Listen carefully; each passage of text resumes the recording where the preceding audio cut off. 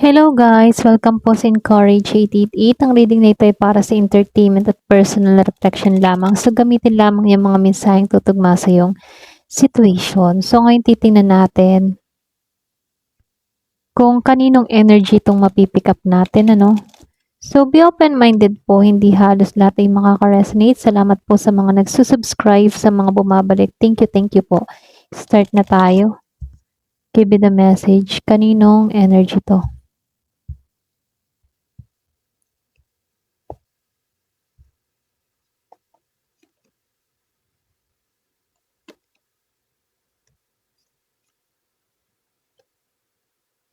So, dito, meron akong nakitang Taurus, Virgo, and Capricorn. So, meron din akong nakitang Gemini, Aquarius, or Libra.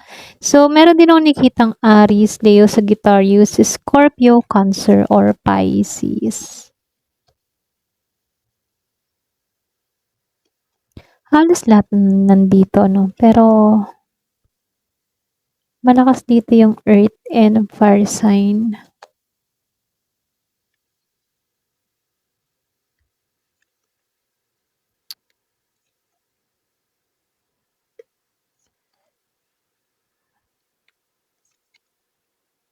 So, adjust ko lang ng konti.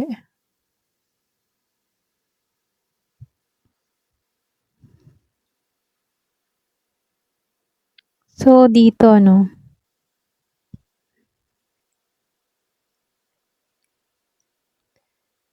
yung iba sa inyo or pwedeng may tao dito na matindi pa rin yung kapit sa nakaraan, okay? Dito sa Death Reverse, Para bang meron tong ayaw tanggapin na malaking pagbabago sa ngayon.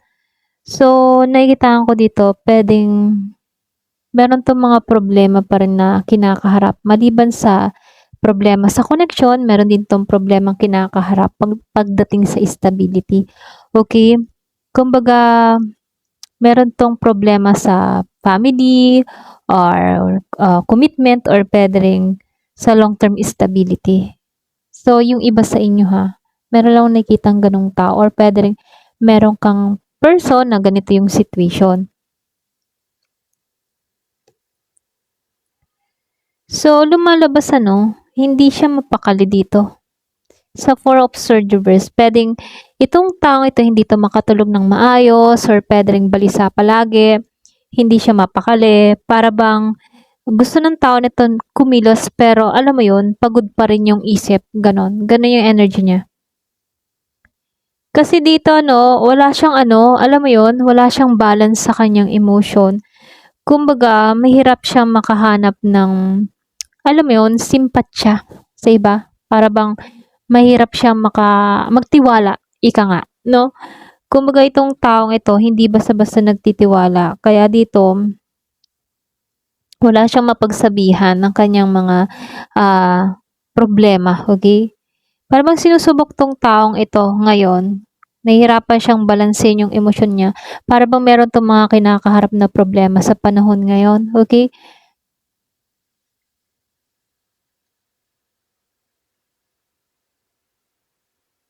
Pero dito, meron lang din akong nakikitang tao dito. May isang matatag ditong tao, okay? Siya yung klase ng tao na kaakit-akit or mataas yung confidence niya. Pwedeng ikaw or pwedeng meron kang kilalang ganon. So, lumalabas dito, very siya, mataas yung confident ng taong ito. Maaaring sumasagisag ito ng, alam mo yon, taong maraming humahanga sa kanya. So, nakikitaan ko dito, meron din akong nakitang tao dito na naghahangad ng kapayapaan or pag-aayos, okay? Para bang gusto ng tao na to na makipag-ayos, makipagkasundo. Gusto na ng tao na maging okay na lahat or makipagbati na ba, okay? Kung medyo may away sa isang connection, gusto ng tao na to na makipagbati, ganon. Yung bagang payapa ang lahat, walang problema, maayos silang dalawa, gusto niya makita muli itong taong ito, gano'n. Yung bang before, okay? Para bang gusto niya na maging maayos ang lahat, gano'n.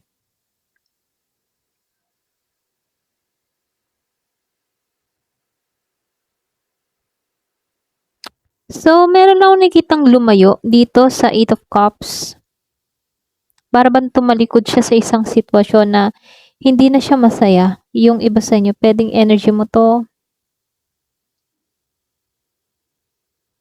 So, nakikitaan ko dito, meron ditong tao na para bang gustong magpursige, okey? Gusto niya na, alam mo yun, gusto ng tao na 'to na magseryoso pero sobrang mabagal siya dito.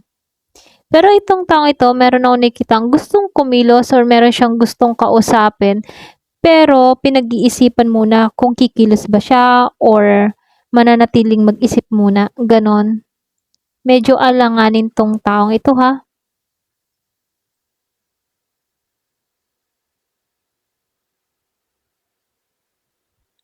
Kaya pala 'to alanganin ano, nahihirapan 'to magpahayag ng kanyang nararamdaman. Posible ano, may emotional, immaturity 'tong tao na 'to para bang hindi siya magaling magsabi ng kanyang nararamdaman, saloobin, gano'n. Pero kung tutuusin dito, gusto niya ng patas, gusto niya magbigay, gusto niya maging patas sa lahat. Yung pagbibigay at pagtanggap, give and take, gusto niya patas maging gano'n. Puwedeng siya before hindi 'to naging patas or puwedeng na-experience ng tao na 'to na hindi naging patas para sa kanya ang lahat at kaya dito gusto ng tao na 'to na ma-experience niya na yung bang tratuhin siya ng maayos, ganyan.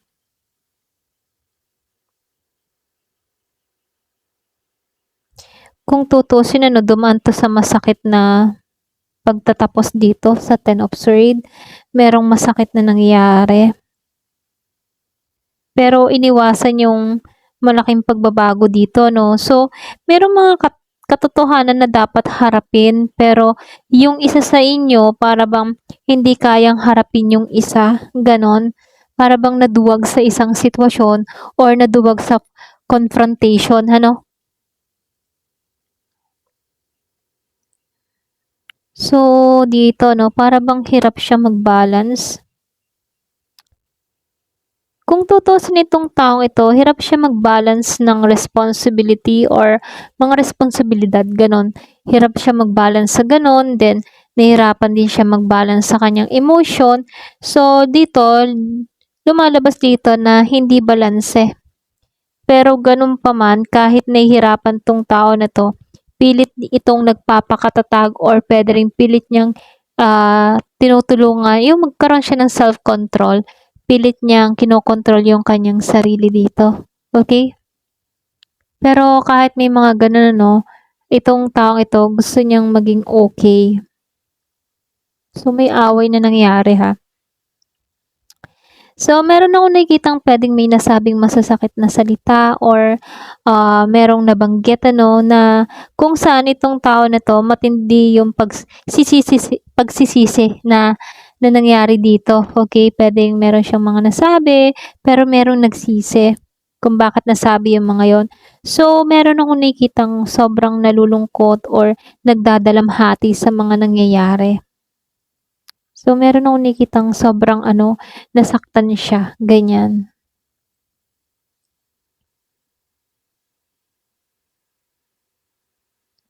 Kung tutuusin ano, ang dami niyong conflict dito, okey? May mga conflict na nangyari sa inyo. Hindi nagkaintindihan, hindi nagkaunawaan. Kaya dito may pakaramdam siya dito na parang minamalas siya or hindi pumabor sa kanya yung pangyayari, okey? So, may gano'n tao dito pakiramdam niya na hindi siya sinuwerte, parang sinisingil na siya, minalas siya sa mga nangyari, mga gano'n. Pero dito 'no, para bang gusto na lang ng tao nito na, bitawan yung mabibigat niyang nararamdaman, yung mga pasanin niya at mag-moving forward. Yun yung nais ng tao na 'to. At yun yung naman maganda 'no, kasi kahit may mga pagsubok 'tong tao na 'to, nagkakaroon pa rin siya ng linaw ng kaisipan kasi alam niya na kailangan na mag-moving forward dito at yun yung magandang step na gagawin ng taong ito, okey? Kumbaga klaro pa rin ang isipan ng tao na 'to. So, nakikitaan ko lang dito 'no, meron lang ditong isang taong, nahihirapan siya bitawan yung nakaraan at nakakaranas siya ng, masakit na pagtatapos ano. So, lumalabas na merong nagsisi or puwede ring sabihin dumaan sa mga emotional na kaguluhan, okay? Pero ganun pa man, kahit may mga dala-dala siyang ganon, nakikitaan ko dito na gusto niyang alisan yung bigat ng kanyang nararamdaman, okay? So, nakikitaan ko dito, nasa sitwasyon siya dito na pagwawakas or puwede ring naghihilom or puwede ring sabihin na hirap 'tong, bitawan yung dating sitwasyon pero alam niya naman din na kailangan na 'tong bitawan kahit nahihirapan siya, tinutulungan niya yung sarili niya, okay? So, tingnan natin kung ano yung i-a-advice para dito, okay? Maganda kasi kahit papaano makarinig ng advice. So, ano yung gustong i-advice ng card sa'yo sa sitwasyong kinakaharap mo. Ayan. Give me the message. Ano bang magandang advice para sa taong ito?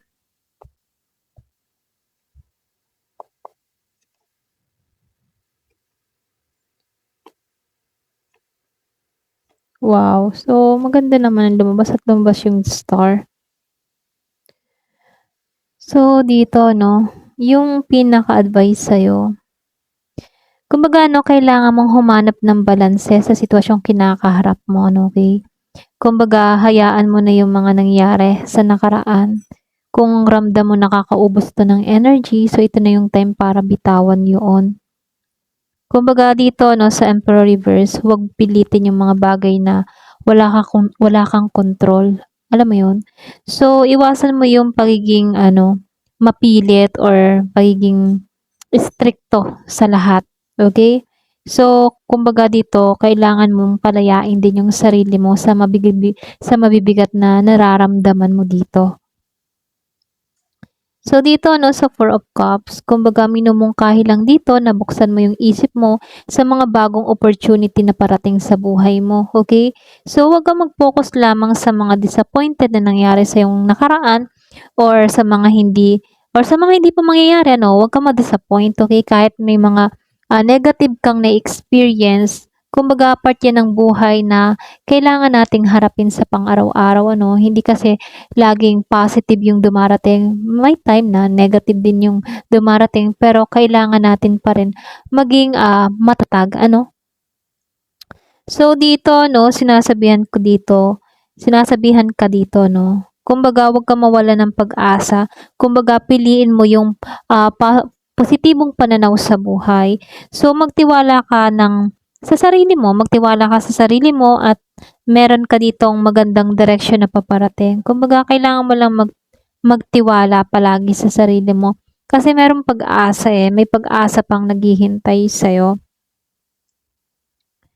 So, dito, no, kumilos ka kapag alam mo yon, handa ka. Okay? Kumbaga, pag halimbawa, meron kang gustong gawin, kumbaga, kailangan tatanungin mo yung sarili mo kung handa ka bang tanggapin to, handa ba ikaw sa direksyon na to, handa ka ba para sa pagbabago, ganon. So, ikaw yung magdidesisyon dito. Huwag ka masyadong maging patumpik-tumpik kung alam mo na nasa tamang hakbang ka na. Okay?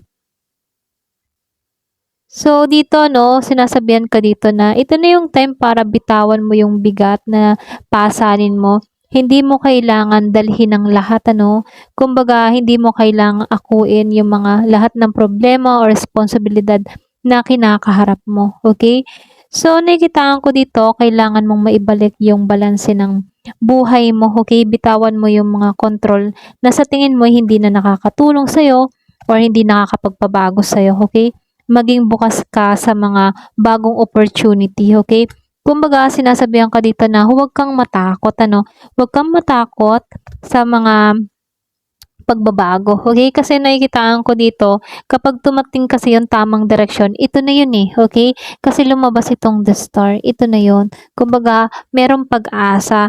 So, nakikitaan ko dito, ito lang yung time para palayain mo yung sarili mo sa mga emotional na nangyari sa'yo sa nakaraan mo. Okay? So, kailangan mo din tulungan yung mentality mo or mental mo, isip mo. Okay? Kailangan mong tanggalan yung stress na yan. Okay? Yung mga mabibigat na pasanin, kailangan mo yang bitawan. Okay? Ngayon, kahit mahirap, ito lang yung advice para sa'yo ng card na kailangan mong tulungan yung sarili mo. Ayun. So, hanggang dito na lamang po. Thank you for watching. Love and peace.